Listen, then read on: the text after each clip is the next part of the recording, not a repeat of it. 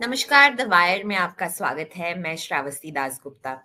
बिहार के पहली चरण में मतदान हो चुका है और कल दूसरी चरण है। हमें पता है कि फर्स्ट फेज में लगभग 65%, 64.69% टर्नआउट हुआ था और कैंपेनिंग खत्म हो चुकी है दोनों फेजेस के लिए और 14 तारीख को रिजल्ट्स है। पर उसके पहले क्या हुआ है बिहार में, लोगों के दिमाग में क्या है, मन में क्या है, इस सब को जानने के लिए हमारे साथ जुड़े हैं आज M.K. वेणु, द वायर के फाउंडिंग एडिटर।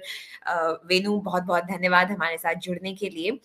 वेणु और मैं दोनों बिहार गए थे इस टाइम चुनाव के लिए। तो वेणु, सबसे पहले हमें ये बताइए कि आप कहाँ कहाँ गए और आपको क्या देखने को मिला मतदाताओं से बात करके, मिलके। श्रावस्ती, इससे पहले कि मैं ये बताऊं कि हम कहाँ कहाँ गया था और मैंने जो बिहार में 6 दिन का दौरा करके जो मैंने जाना, मैं ये कहूंगा कि जो अभी जो पहले चरण का जो जो वोट हुआ है वो एक बहुत बड़ा सरप्राइज, आश्चर्य सबको हुआ।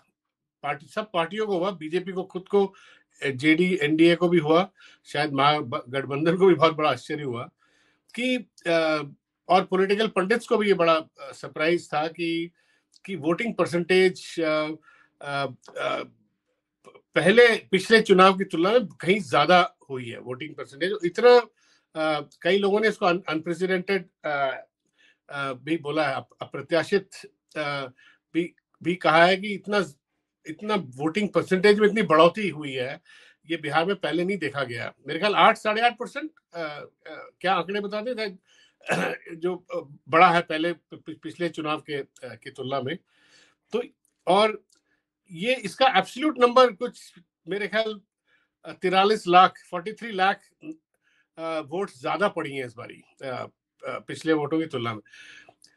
तो सबसे सबसे बड़ा जो क्यूरियोसिटी लोगों का ये था, जो लोग जिज्ञासा ये थी कि भाई ये जो इंक्रीज वोटर, जो इतनी बढ़ोतरी हुई है वोट में, पहली बात तो सारे विशेषज्ञ बोल रहे हैं कि जब एंटी इनकम्बेंसी होता है, जब बदलाव का मूड होता है, तभी इतनी बड़ी ज्यादा बढ़ोतरी होती है वोटों में। जब प्रो इनकम्बेंसी, अगर एंटी इनकम्बेंसी कम हो और बिल्कुल ना हो, और एग्जिस्टिंग जो रेजीम है उसी को कंटिन्यू करने का अगर वोटर ने मन बनाया हो, तो वोटिंग कम होती है। इसलिए ये कहा गया है, सब विशेषज्ञ ने कहा है कि ये एनडीए के लिए ये न्यूज अच्छा नहीं है, और ये महागठबंधन के लिए ये अच्छा न्यूज है कि वोटों में इतनी बढ़ोतरी हुई है। और दूसरा जो आश्चर्य लोगों को ये हुआ कि पहली बारी चुनाव आयोग ने, पहली बारी उन्होंने वोट परसेंटेज तो जरूर डिक्लेयर किया, जो आपने बताया 65 जो भी आपने बताया, मगर साथ साथ हमेशा चुनाव आयोग मोदी सरकार के चलते भी पिछले 11 साल में भी हमेशा जो आज फीमेल और मेल वोटर्स का भी वो लोग पूरा खुलासा करते हैं। दोनों फीमेल और मेल्स हैं कि कितने वोट दिए। इस बारी उसका भी उन्होंने बिल्कुल अभी तक उसको डिस्क्लोज नहीं किया। 3 दिन हो गए, 11 तारीख अभी दूसरा तो मतदान दूसरे चरण का भी होने वाला है, मगर ये 6 तारीख के बाद अभी तक उन्होंने ये बताया नहीं। और ये सबको इससे बड़ा आश्चर्य, और ये कहा जा रहा है कि इसमें चुनाव आयोग की नीयत खराब है और वो जबरदस्ती। और एक सीनियर पत्रकार ने पटना में उनसे फोन करके पूछा, उस पत्रकार ने मुझे बताया कि भाई किस वजह से ये है कि आपने जो मेल और फीमेल वोटर्स का पूरा ब्रेकअप नहीं दिया। तो वो कहने लगे हम अभी भी कैलकुलेट कर रहे हैं। ये जवाब था उनका। आज की तारीख में जब टेक्नोलॉजी इतना बढ़ा हुआ है और रियल टाइम डेटा होना चाहिए, मगर चुनाव आयोग नहीं दे रहा। तो इसका क्या कारण है, ये इससे मैं काफी मेरी इसमें काफी जिज्ञासा है कि ये क्यों हो रहा है। तो एक कारण ये बताया जा रहा है कि नैरेटिव ये था कि औरतें ज्यादा आके वोट करेंगी, और कई तादाद में, क्योंकि औरतों पे बहुत फोकस रहा है इस चुनाव में एनडीए का। उनको 10,000 रुपए, 1.5 करोड़ महिलाओं को उनके बैंक अकाउंट में दिया गया। और वैसे भी नीतीश जी के औरतें ट्रेडिशनली नीतीश जी के काफी सपोर्ट में रही हैं, मगर ये जो बढ़ोतरी हुई है, ये अनुमान लगाया जा रहा है कि ये यंग युवा जो है, मेल्स, यंग मेल्स हैं, वो उनका इसमें ज्यादा योगदान है जो बढ़ोतरी में है। और ये मेरे हिसाब से इनके एनडीए और भाजपा के नैरेटिव को ये सूट नहीं करता। तो खैर हमें पता लग जाएगा कल तो पूरा कल तो देना पड़ेगा इनको दूसरे चरण के बाद। तो बिहार में मैं जब घूमा पटना से दरभंगा और उससे ऊपर सुपौल, पूर्णिया, किशनगंज, तो हमें ये जरूर दिखा कि नीतीश के खिलाफ कोई खास नाराजगी नहीं थी। और औरतें जनरली नीतीश के सपोर्ट में बात करती थी, क्योंकि नीतीश के राजनीति में हिस्ट्री रही है। मैं बिहार 2005 में भी गया था, 2010 और 15 में भी गया था। तो ये दिखता था कि भाई जो हिस्ट्री जो है, नीतीश ने जो बिहार के महिलाओं के लिए जो किया है, स्कूल गर्ल्स के लिए जो साइकिल का इंतजाम और चीज़ों सपोर्ट, स्कूल गर्ल्स को बाहर निकालना घरों से और स्कूल तक पहुंचाना, वो सब पहले वो भी किया। और अभी इस बारी भी जो काफ़ी जो मॉडल कोड ऑफ कंडक्ट से पहले भी काफ़ी जो जैसे जो आलोचक, जो क्रिटिक्स जो कह रहे हैं bribery in the middle of polls, जो 30,000 करोड़, ये तो खैर 10,000 करोड़ तो औरतों को दिया, और भी सब आप मिला ले तो 30,000 करोड़ का इन्होंने लोगों को बेनिफिट दिया है, जिसमें औरतें भी हैं, युवा भी हैं, और मेरे ख्याल पेंशन, विधवा पेंशन भी है। खैर वो तो सब छोड़िए, मगर नीतीश को जनरली बाय एंड लार्ज औरतों का सपोर्ट है। तो मेरा ये मानना है कि उसके साथ साथ बदलाव का भी मूड था जो यंग लोगों में। तो इस बारी श्रावस्ती, मुझे ये लग रहा है कि जो इलेक्शन मैं अभी भी मानता हूं कि ओपन है इलेक्शन, और यूथ एक तरफ, यूथ मेरे ख्याल रेस्टलेस है, बेरोजगारी से बिल्कुल जूझ रहा है और गुस्सा है, चाहे वो माइग्रेंट वर्कर्स हो, जो यंग वर्कर जो वोट करने आए हैं, या लोकल हो। और अगर युवा ने ज्यादा अगर तादाद में वोट दिया है, तो वो एनडीए के लिए मेरे हिसाब से बैड न्यूज है। और वो खैर आगे जाके मैं पता लगेगा। औरतों का मेरा मानना है कि जो नीतीश जी को पहले वोट देती थी, उन्होंने अभी भी दिया होगा, और नीतीश जी के सपोर्ट बेस में कोई कमी नहीं होगी। मगर जो नया वोटर है, जो यंग जो मेल वोटर है, वो मेरे हिसाब से बड़ा क्रिटिकल फैक्टर है। और मैं और भी लोगों ने ये बात कही आज, कि ये वोट, ये जो है, ये इस चुनाव में एक्स फैक्टर महिला नहीं है, मगर मेरे हिसाब से जो यंग वोटर है, जो मेल वोटर है, वो इस चुनाव में एक्स फैक्टर है मेरे हिसाब से। जी, मैं आपसे सहमत हूँ कि अगर मैंने भी पाया बिहार में कि जो यंग मेल वोटर्स है, उनके अंदर काफ़ी रेस्टलेसनेस है। वो एकदम से बिल्कुल नाराज़ है इस बात से कि 20 साल की नीतीश कुमार की सरकार है और बेरोज़गारी के प्रॉब्लम को किसी सरकार ने एड्रेस नहीं किया। पर मैं ये कहना चाहूँगी कि जो मुझे एक डिवीज़न जो नज़र आया युवा वोटर्स में, वो ये था कि जो तेजस्वी यादव की जो प्रॉमिस है महागठबंधन की तरफ से कि हर एक परिवार को एक सरकारी नौकरी दी जाएगी। अब इससे कुछ युवा तो बहुत खुश है। उनका कहना है कि अगर वो सबको ना भी दे पाए, गांव में 2-3 लोगों को भी मिल जाए तो भी बहुत है। पर इसमें कॉन्वर्सेशन तो बिल्कुल शुरू हो गया है युवाओं में। और दूसरी तरफ कुछ युवा ये भी है जो एनडीए के सपोर्टर्स है, उनका कहना ये है कि ये कहाँ से आएगा ये राशि जिसमें वो लोग 2.5 करोड़ लगभग सरकारी नौकरी दे पाए लोगों को। पर ये डेफिनेटली एक कॉन्वर्सेशन है। पर युवाओं में अगर आप सीमांचल में भी चले जाए, वहां पे भी युवाओं में एआईएमआईएम की तरफ काफी आकर्षण है इसी बात पे कि वो नौकरी, शिक्षा और पलायन के बारे में बात कर रहे हैं। एआईएमआईएम का और दूसरा भी पॉलिटिकल नैरेटिव है जो मुस्लिम्स को लेके उनका है कि महागठबंधन ने जो 2.5% है सहानी वोटर्स, मल्ला वोटर्स, उनको डेप्यूटी सीएम का चेहरा दिया, पर मुसलमान को जो ट्रेडिशनली महागठबंधन के आरजेडी के वोटर्स रहे, कांग्रेस के वोटर्स रहे, उनकी तरफ तरफ से कोई मुस्लिम डेप्यूटी सीएम नहीं अनाउंस किया गया। पर युवाओं में क्या आपको भी ये डिविजन नजर आया कि एक तरफ जो युवा है जो चाहते हैं कि अगर कुछ भी सरकारी नौकरी मिल जाए तो वो उनसे भी खुश है, और दूसरी ओर कुछ युवा ऐसे भी है जो बिल्कुल भी मानने के लिए तैयार नहीं है कि ये प्रॉमिस एकदम से रियलिस्टिक है? श्रावस्ती, इतना इतना इतना डिटेल में अब युवा क्या करेगा? यंग जो आप जो बता रही है, रेस्टलेस जो बेरोजगार युवा जिनसे आपने भी बहुत बात किया होगा वहां बिहार में, वो इतना तो जरूर है कि वो बदलाव चाहता है।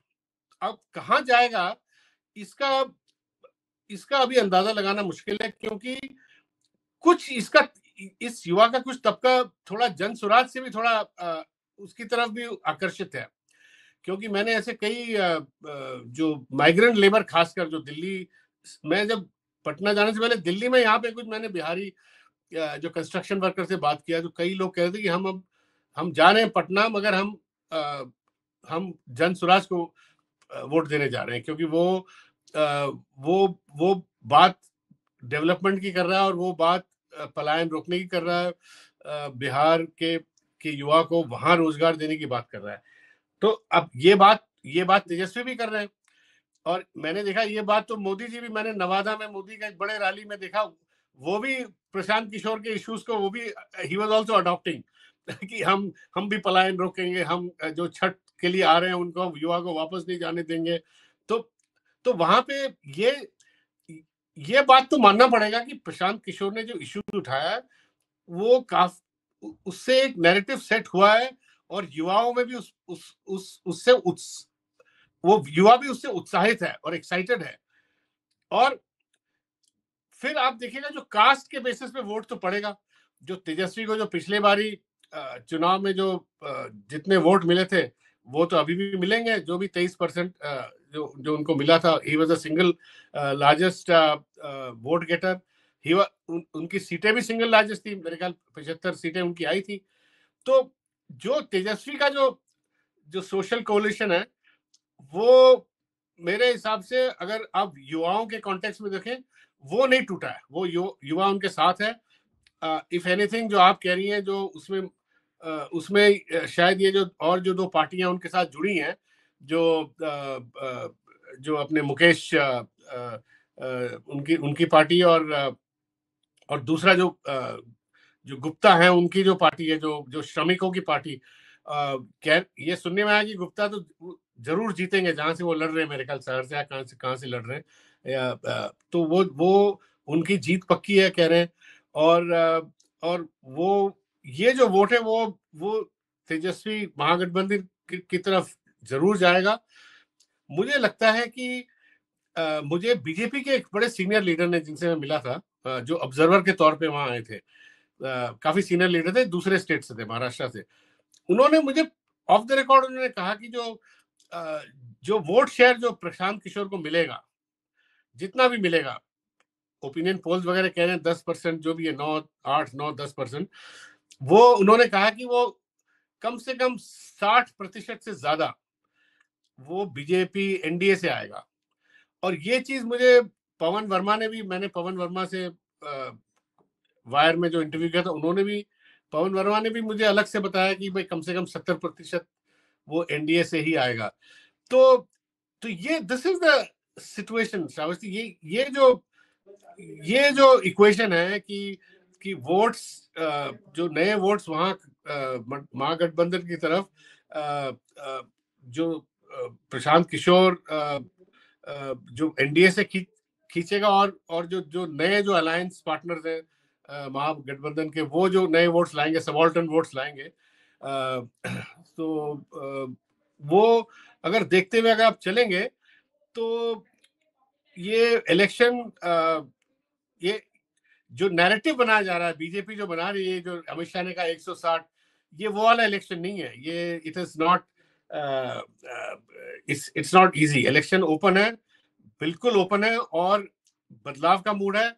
और मेरे हिसाब से जिस तरफ यंग वोटर जिस तरफ मुड़ेगा, उन्हीं का पलड़ा भारी होगा, और Mahagathbandhan has a good chance to to to to do better better than NDA, मतलब एनडीए से बेहतर करने का उनका उनका चांस है। ये सब, ये इसके बावजूद कि नीतीश कुमार की पॉपुलर है, उनके उनके खिलाफ पर्सनली कोई एंटी इनकम्बेंसी नहीं है, मगर लोगों में ये भी है कि नीतीश कुमार, बीजेपी उनके साथ एक पता नहीं कुछ कुछ गेम खेल रही है, वो सीएम नहीं बनने वाले, ये भी जेडीयू वोटर को भी पता है।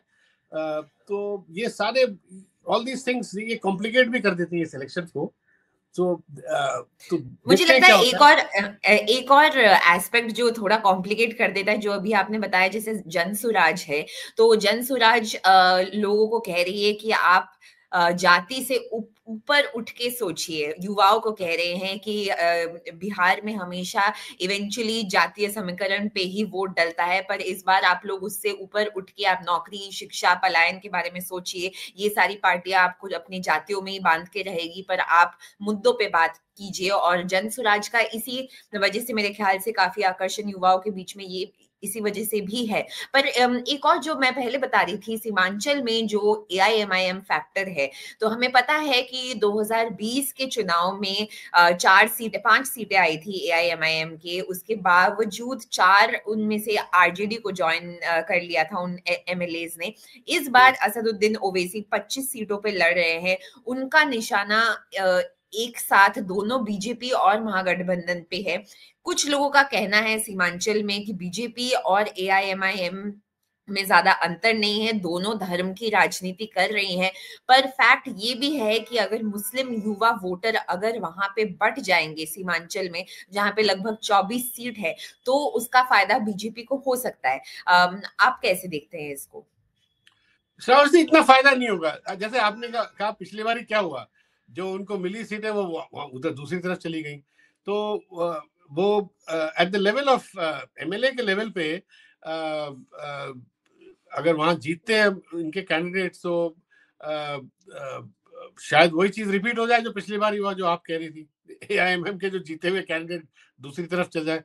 और मेरे ख्याल आप इसको भी एक कांस्टेंट लेके चलिए। यही एआईएमएम ने लास्ट टाइम भी इस तरह का डिसरप्शन किया, उसके बावजूद इलेक्शन क्लोज था ना, उसके बावजूद आरजेडी सिंगल लार्जेस्ट पार्टी रही है। तो मेरा हिसाब है कि अभी भी सिंगल लार्जेस्ट होगी।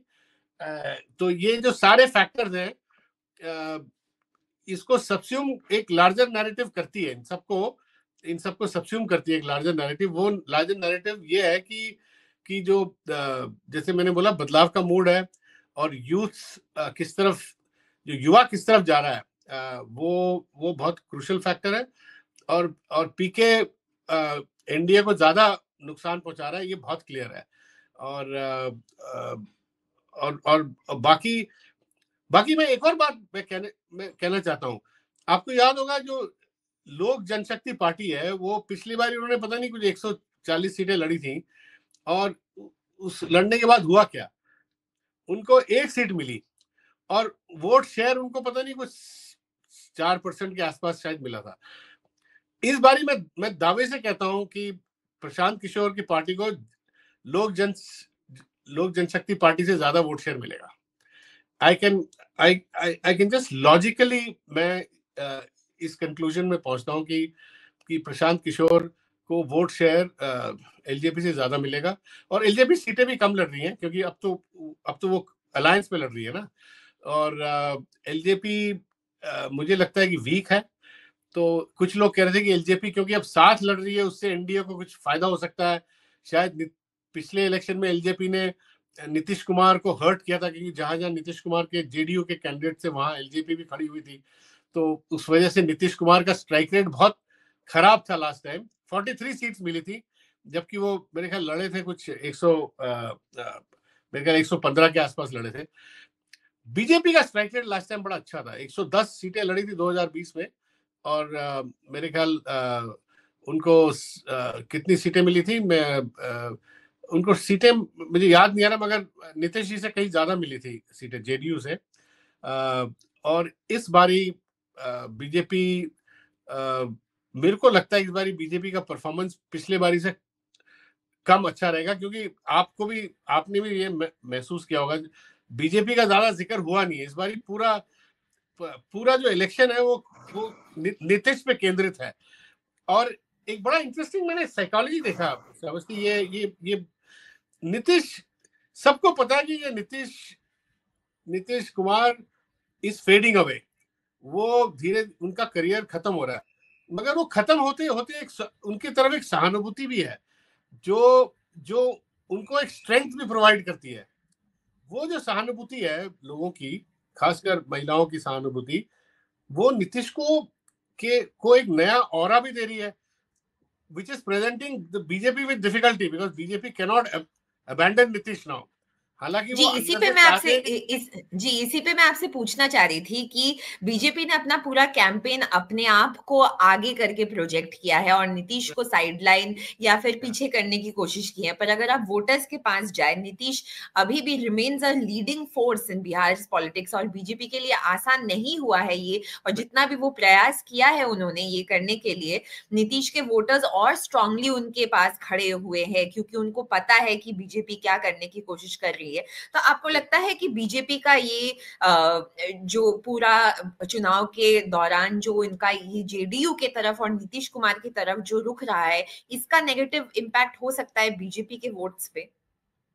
बिल्कुल होगा श्रावस्ती। ये not only will there be negative impact before elections, at the time of voting, इस पे वोट होने के बाद भी नेगेटिव इम्पैक्ट होगा। जब सरकार, अगर हंग असेंबली होती है, सपोज किसी को क्लियर मेजोरिटी, तो उसमें भी बीजेपी को तकलीफ होगी बिकॉज बीजेपी, नीतीश कुमार को तो ये समझ में आ गया कि उनको फेज आउट कर रहे हैं। अब बड़ा इंटरेस्टिंग है,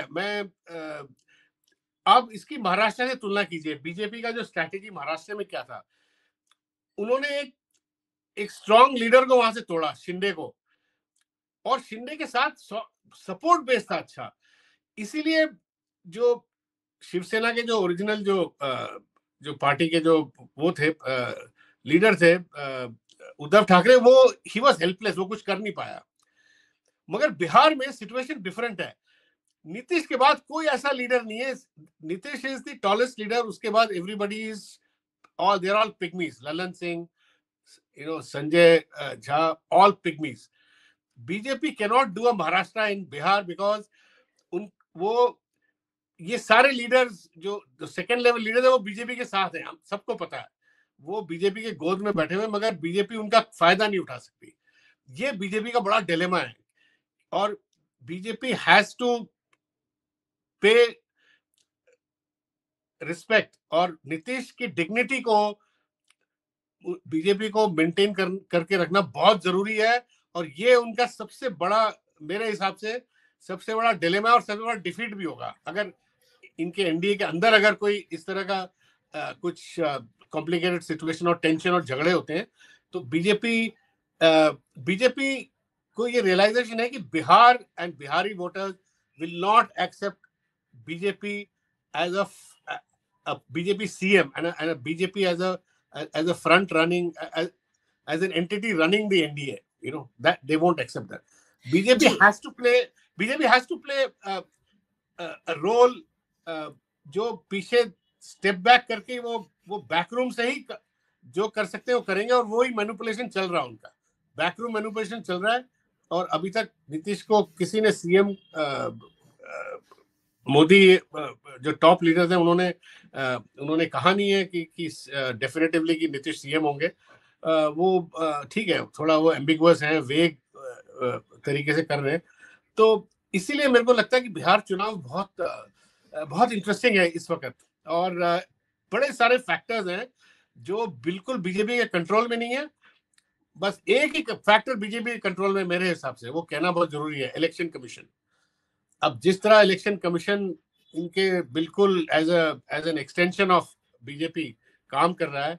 और मुझे बड़ी चिंता है कि जो इलेक्शन कमीशन ने जो पूरा so called purified voters list था, उसमें जो उन्होंने 14 लाख जो डुप्लीकेट वोटर्स को छोड़ा हुआ है, एड्रेस नहीं किया उस इशू को, तो वो एक इशू है। तो वो पता नहीं किस तरह प्ले आउट करेगा। मैंने ऑपोजिशन लीडर्स, कई लोगों से बात करी, मैंने कहा आपको चिंता नहीं है इसकी कि वोटर्स लिस्ट अभी भी, हालांकि सुप्रीम कोर्ट ने काफी उसको ठीक करवाया, मगर काफी कुछ उसमें अभी भी अभी भी उसमें उस वोटर्स लिस्ट में प्रॉब्लम है, तो ऑपोजिशन लीडर्स कहते हैं कि वो प्रॉब्लम वो लोग इस बार ज्यादा निगरानी रख के उसको टैकल करेंगे, काउंटिंग के टाइम या उस वक्त भी, बूथ लेवल पे भी या वोटिंग के वक्त। देखते हैं कैसे हाउ दैट प्लेज आउट। एक और आखिर में एक सवाल पूछना चाहूंगी आपसे कि आपने कहा कि युवा वोटर्स का गेम चेंजर बन सकता है, एक्स फैक्टर बन सकता है इस बार चुनाव में, पर एक जो बड़ा सवाल जो पहले हमने थोड़ा जिक्र किया इस बात का कि जो जातीय समीकरण है, तो इसमें सबसे महागठबंधन की जो इस बार पोल स्ट्रेटेजी रही है, जो मुकेश साहनी को वो लेके आए हैं, उनका उनका कहना है कि वो 2.5% पॉपुलेशन मंडला कम्युनिटी का वो लेके आते हैं, पर अगर 22 सबकास्ट को हम साथ में देख ले तो लगभग 9% पॉपुलेशन के ऊपर उनका इन्फ्लुएंस है। पर सवाल ये है कि जब हम 2020 के चुनाव को देखते हैं जिसमें मार्जिन इतना ही नैरो था कि 12,000 वोट्स का फर्क था दोनों अलायंसेस में, कितना एनडीए के वोटर्स को कितना मुकेश साहनी इस साइड ले पाता है वो भी एक इम्पॉर्टेंट फैक्टर रहेगा, क्योंकि जो ट्रेडिशनल वोटर बेस है एनडीए के, कुर्मीज हो गए, ब्राह्मण हो गए, भूमियार हो गए, वो तो महागठबंधन के साइड आना मुश्किल है। तो मुकेश साहनी का फैक्टर को आप कैसे देखते हैं? ये बात आपकी ठीक है। मैं भी इस बात को मानता हूं कि ज्यादातर जो नीतीश का जो सोशल कोलिशन है, ईबीसीज, अपर कास्ट, उसमें आप थोड़ा बहुत चिराग पासवान का दलित भी जोड़ लिए, तो वो मोरलेस इंटैक्ट है। मगर जो नया वोटर है, जो वो, अब आप साहनी की बात करें, आप I met Sahni in Bihar, in Patna, and he was very clear. Mukesh Sahni ने क्लियरली बोला कि उनका जो है उनके अपने जो कास्ट का जो फिशर फोक का जो मलाज, उनका जो कास्ट है वो 3% के करीब है। तो अगर वो 3% भी, उन्होंने ये कहा कि 3% भी वहां से लेके आते हैं, तो उसका इफेक्ट क्या होगा कि एनडीए -3 हो जाएगा और ये +3 हो जाएगा RJD. So the gap will be of 6%, right? The total gap between Mahagarbandhan and NDA will be 6%. 3 But away. Mallas have been traditionally NDA voters. Yeah, they have been traditionally NDA voters. So NDA will lose 3, and 3 will get added to Mahagarbandhan. So the aggregate gap will be 6%. No, so that's an important thing. And if you add, assuming that PK gets, Prashant Kishore gets, let's say he gets about, say, 12% vote, and going by the BJP leader who told me privately that 60-70% will come from NDA, तो उसमें भी आप देख लीजिए, अगर उसके बाद 12% आता है तो उसका 70% means another 7-8% will move away from NDA. Where it goes, one doesn't know. It may not go to, obviously it is going to Prashant Kishore, not going to Mahagarbandhan. But net, who's the loser? It's the NDA which loses that block, right? Even if Mahagarbandhan doesn't get it, it is going to Prashant Kishore. उसमें कुछ upper caste भी होंगे। आपने कहा भी upper caste तो RJD को vote नहीं देंगे, मगर अपर कास्ट प्रशांत किशोर के साथ तो जा ही सकते हैं ना। So that's why I think that the PK factor is very critical. हालांकि बीजेपी अपने नैरेटिव में they are making light of PK. आप देखिएगा बीजेपी के सारे लीडर बोल रहे थे कि पीके भाई शुरू में तो बड़ा उन्होंने उत्साह जनरेट किया, मगर एज इलेक्शन आर प्रोग्रेसिंग वो धीरे धीरे खत्म होते जा रहे हैं। तो from opinion poll said that he may get about 11-12% vote, but now when I spoke to BJP leaders in Bihar, they were saying नहीं अब तो वो धीरे धीरे he will be down to some 2 or 3%. I don't think that is going to happen. Prashant Kishore will get more, and he will hurt the NDA. NDA को ज्यादा नुकसान पहुंचाएगा प्रशांत किशोर। जी, ये बात तो ग्राउंड पे भी काफी क्लियर है कि जन स्वराज के बारे में लोग सब जानते हैं, कैंडिडेट्स को भी पहचानते हैं, पर इतना कंसेंसस तो है कि जन स्वराज का इस बार शायद सीटें ना आए, पर वोट शेयर में उनका एक बहुत ही इंपॉर्टेंट रोल रहेगा, और किसको फाइनली वो ज्यादा चोट पहुंचाती है ये तो 14 तारीख को ही देखना होगा हमें। वेणु, बहुत बहुत धन्यवाद। इसमें एक और इंटरेस्टिंग है कि Prashant Kishor is fighting in very many seats, 234 के आसपास, even assuming that he's seriously fighting in say 100 say 120 130, he will get some votes in all these seats, right? तो उसका वोट शेयर जाहिर है ज्यादा होगा और वो ज्यादा मेरे हिसाब से इंडिया को हर्ट करेगा। जी जी, तो इस सारे डेवलपमेंट्स पे हम नजर रखते रहेंगे आगे। कल वोटिंग का सेकंड फेज है और 14 तारीख को रिजल्ट्स। आप वायर पे ये सारे डेवलपमेंट्स फॉलो कर सकते हैं। वेणु, बहुत बहुत धन्यवाद हमारे साथ जुड़ने के लिए।